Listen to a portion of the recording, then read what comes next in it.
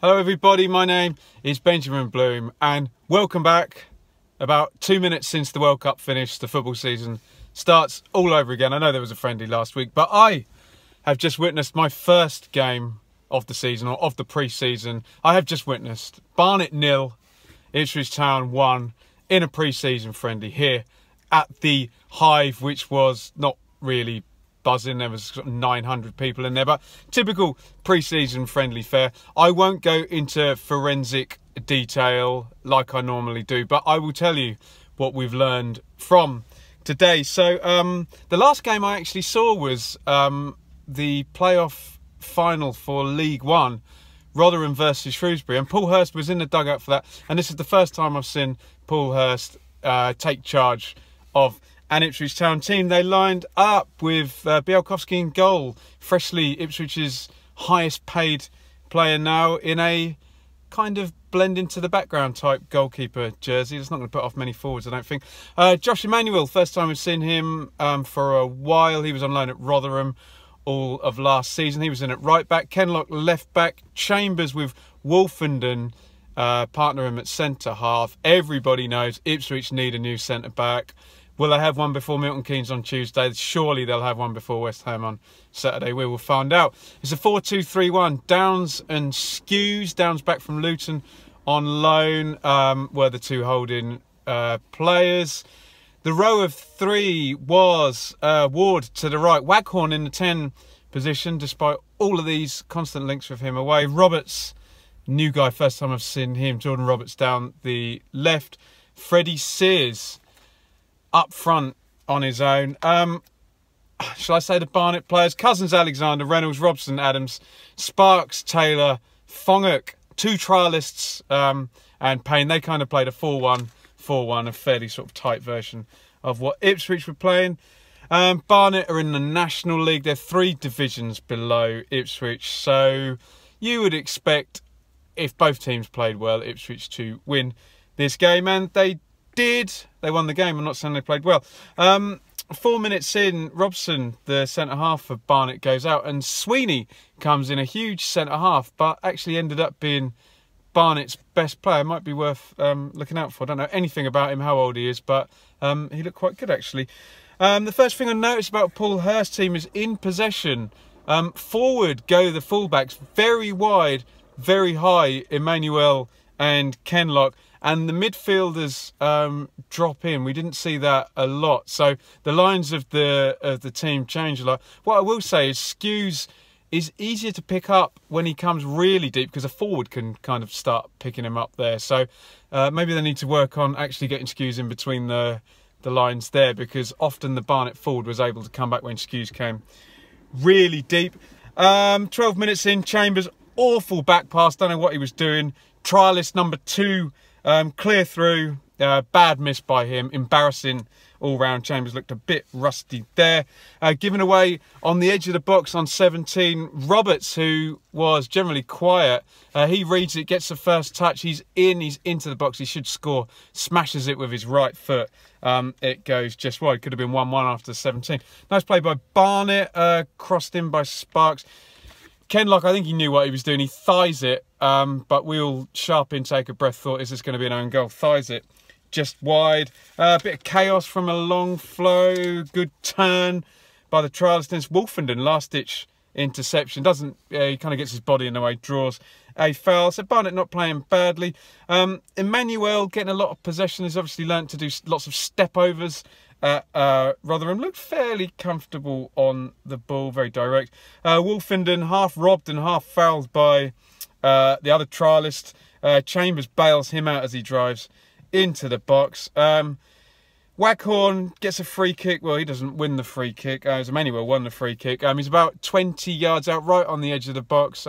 Big wall by Barnet. Waghorn curls it back across his body, side netting, really close, that one. I think if you'd have been sat the other side, you'd have thought that would have gone in, kind of rolls around the side. And then half-time, fairly tepid, been told all about this high energy, high pressing, what have you. Didn't really see a lot of that. What I will say, not many long balls at all. In fact, I don't think any out from the back. The only long passing we saw was from either Skews, a quick switch diagonal out to a fullback, or from Bielkowski, the same from him, the ball out to the fullback. So the back four have obviously been told that they're not to hoof it and they're going to play through the thirds, which I'm sure a lot of Ipswich fans will appreciate. Skews got on the ball a fair bit. Waghorn got frustrated about 35 minutes in and started to calm back and look for it. I think the idea when Sears is the lone forward is that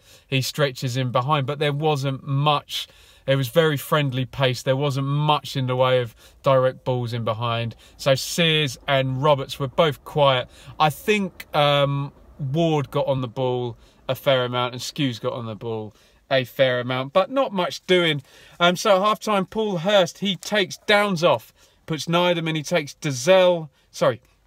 he takes Sears off and puts Dazelle in. He takes Ward off and puts Edwards in. So the first time I've seen Dazelle since his injury last season, and the first time I've seen Edwards ever. Now, when they came on, I thought, oh, there goes... So Waghorn goes up front. There goes Dazelle into the 10 position, and Nydam goes alongside Skews. That didn't last long because Dazelle ends up in the holding positions next to Skews, and Nydam goes further forward, which I quite liked. I like the idea of Dazelle as a deep line playmaker and Nydam leading the press. I thought that was more effective than Waghorn there and Downs further back, but that's gonna be, you know, found out as the season goes on. Who's gonna partner Skews back there? Is it going to be a presser, a box to box, or is it going to be a deep line playmaker?